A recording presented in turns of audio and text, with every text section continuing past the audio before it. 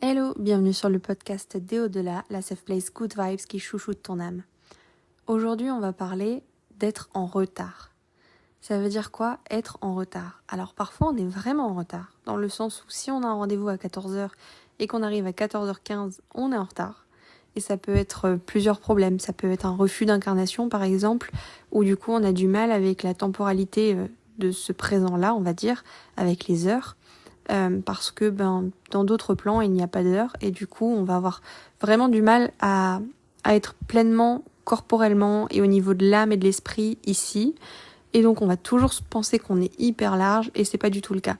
Après, ça peut être un problème d'ancrage. L'ancrage, c'est-à-dire qu'on est tellement dispersé que on n'est pas focus, on n'arrive pas à se concentrer sur une chose, on n'arrive pas à vraiment se dire que le temps passe et qu'il faut, par exemple, se préparer et revenir du coup à ce qu'on est en train de faire.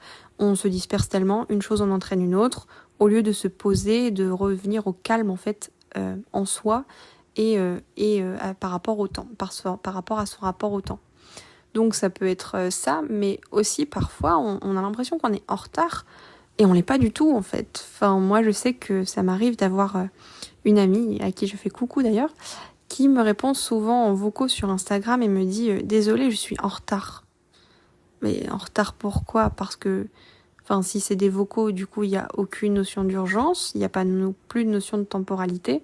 Et elle me dit, ouais, mais j'aime pas faire traîner les gens, j'aime pas les faire attendre pour ma réponse, par exemple, parce que parfois, elle me répond, en plus, moi, je trouve dans des délais corrects, mais parfois, elle peut mettre un jour ou deux à répondre. Et je lui dis, mais tu sais, se penser en retard, ça veut dire qu'on pense que l'autre a une exigence au niveau du temps. Le principe, c'est de n'avoir aucune exigence, en fait.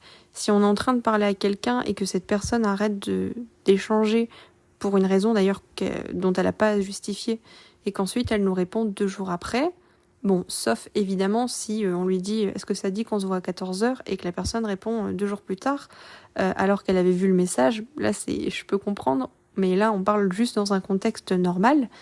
La personne en fait tout simplement répond quand elle veut. Même si elle a vu le message, il y a 1000 raisons pour lesquelles elle peut ne pas répondre tout de suite. Et c'est ok, et de toute façon on n'a pas à avoir de pression pour répondre, et on n'a pas à avoir de pression pour que ça se fasse rapidement.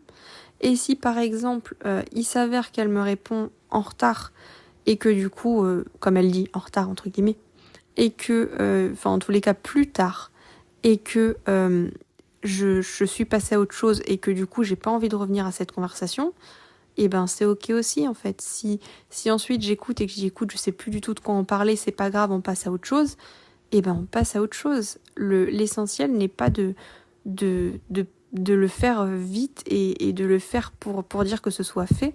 L'essentiel est vraiment d'avoir un échange fluide et que ça se passe dans les meilleures conditions. Parfois, moi, je sais que j'ai beaucoup de travail et que je me dis, là, je suis pas prête à faire ce truc-là, par exemple, précisément en particulier. Et c'est ok, en fait. On peut pas toujours essayer de se forcer parce que sinon, on va faire les choses mal. Et des fois, ça nous demande du temps ou ça nous demande le bon moment. Parfois, on repousse quelque chose pendant des semaines et d'un seul coup, boum, il y a un déblocage et on le fait en 2-2 et tout se passe super bien. Et oui, justement, parce que parfois tout s'aligne et tout se fait comme ça doit se faire. Donc parfois on s'excuse d'être en retard pour rien, parce qu'on n'est pas obligé de répondre à la minute à un message, parce qu'on n'est pas obligé de se conditionner et de se mettre une pression énorme, et surtout parce que la personne qui reçoit ne doit pas non plus, en aucun cas, en tous les cas, ne nous mettre de pression. Et si pour elle, on répond trop tard, et si ça l'énerve, si ça la met en colère, si ça la rend triste ou si ça la frustre, évidemment qu'on peut en échanger, mais dans ces cas-là, c'est que ça révèle quelque chose chez elle et pas chez nous. C'est pas de notre faute et on n'a pas à porter cette responsabilité. Donc c'est là aussi où c'est important de s'enlever la pression que les autres pourraient nous mettre, parce que cette pression ne nous appartient pas.